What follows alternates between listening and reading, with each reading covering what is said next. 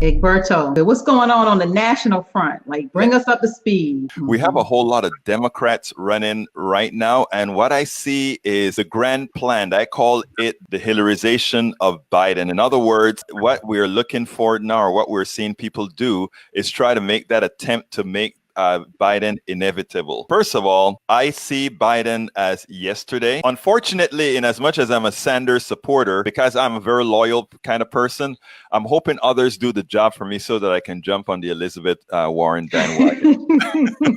What did you say about Elizabeth Warren? I'm almost ready to jump on the Elizabeth Warren bandwagon because I'm so in love with her policy positions. Yeah. I am so in love with what she's doing. And she is the only candidate that's laying out policy by policy and how it should be implemented. That she is the most competent person running is an understatement. Even in the polls that we're seeing right now, of all the majors, she's the only one they show not beating Donald Trump. And I don't believe it. I think she is the most dangerous candidate to the Democrats, in as much as they want to say it's Bernie Sanders or Biden. I think she is the most dangerous candidate because she is the most serious candidate running. What is this about by placing Biden? Is this just, you got to take your turn? There's a line and who they chose. What is this? It's called the bench. It's the bench. I think it's deeper than the bench. Biden is the author of bills that protect credit card company. Biden is right there protecting the status quo. Just like Clinton from the DLC protected the status quo, Biden is just the heir to protect that status quo. In other words... So he's a safe bet, Egberto, is what you're saying? No, the corporate wing of the Democratic Party and the one that has been in power since the 1940s. Right. So I really, the Democrats that are for the Cold War, that the buildup of the defense industry, protecting Wall Street, minimum regulation they're not deregulators. They're part of the people who've enabled, and Denise is right. He was co-author of the crime bill that accelerated mass incarceration. And this whole idea that he's going to appeal to what they call the white working class is the selling point that is going to, as if the white working class has different interests than the black working class. Thank you.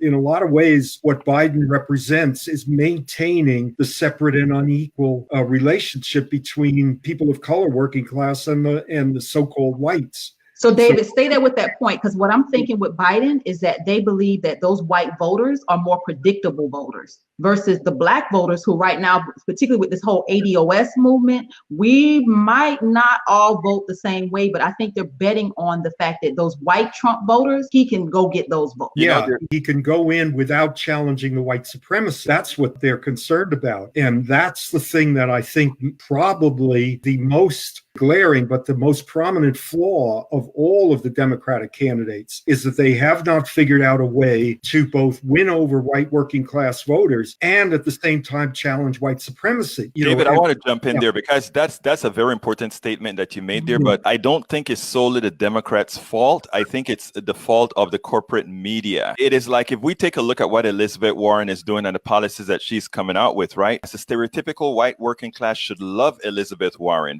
because she is going to take them out of the morass that they are in right now. But the way it is being showed or placed by the mainstream media would prefer talking about her and her origins as opposed to what she's proposing. And as long as we have a mainstream media doing that, that is where we're going to be. That is why, again, anytime I come onto your show or any other show, Tamara, I make sure to say that is why we are so important, because these other people are not going to get the kind of traction that they deserve unless the people who are reading through the tea leaves are there to go out there and tell the real American people, white working class, black working class, to just put it bluntly, the working class, what it is that these people really stand for. And Biden is really for the white working class a clear and present danger.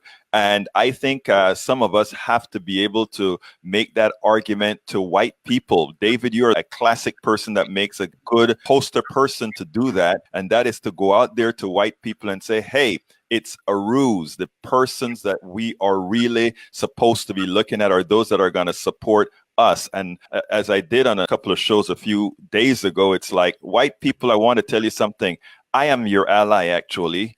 I am your ally, not the supremacists. The supremacists are actually using you. Good point, Egberto. And I want to thank you. That was good. We will have to make sure you use that again. That was good. Well, thank you, Egberto. We always appreciate you coming in, giving us a national political update. You can find Egberto Willies every single day right here on Facebook, YouTube, Periscope, Instagram, Twitter. That man is everywhere, giving you a national perspective on politics. And we are everywhere. We are everywhere. Politics done right. Thank you, Egberto. Y'all have a wonderful day and keep up the great work. Bye-bye. Thank you.